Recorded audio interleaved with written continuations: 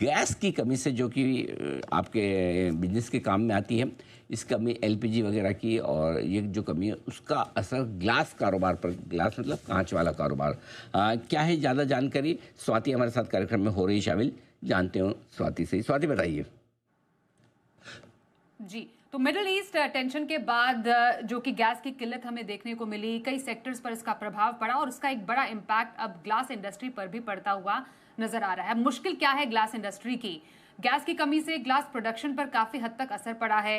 मांग के मुकाबले जो बोतल, जार, ग्लास की सप्लाई है वो कम हुई है और ग्लास फैक्ट्रियों में गैस की सप्लाई प्रभावित हुई है। दरअसल सरकार का जो फोकस है वो ज्यादा हाउस होल्ड्स को गैस सप्लाई करने का, एलपीजी सप्लाई करने का है और फैक्ट्रियों के लिए फिलहाल उन्होंने ये सप्लाई काफी हद तक कम की है। फिरोजाबाद एक बहुत बड़ा मार्केट है ग्लास प्रोडक्शन का, वहां पर असर पड़ा है। ग्लास के कई प्लांट या तो बंद कर दिए गए हैं, कई जगह क्षमता से कम काम हो रहा है। ग्लास की कमी से दाम और पैकेजिंग के दाम में भी हमने लगभग 20 से 30% की बढ़ोतरी देखी है।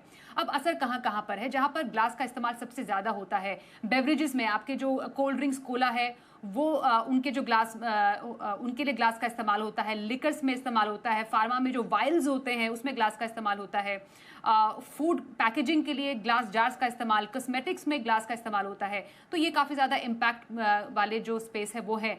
कई शहरों पर भी डेफिनेटली आगे आने वाले टाइम में ये जो किल्लत है इतनी जल्दी तो सुधरने वाली है नहीं, असर पड़ेगा।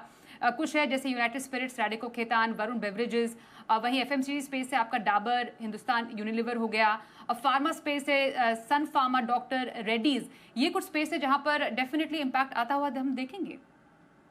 तो ये कुछ सेक्टर हैं जिन पर कि असर पड़ सकता है। फार्मा कंपनी है, लिकर स्पेस है, यहाँ पर असर काफ़ी ज़्यादा आएगा और जब तक ये दिक्कतें ख़त्म नहीं होंगी इस तरह की टेंशन बनी रहेगी। तो इस पर हमारी रहेगी नज़र।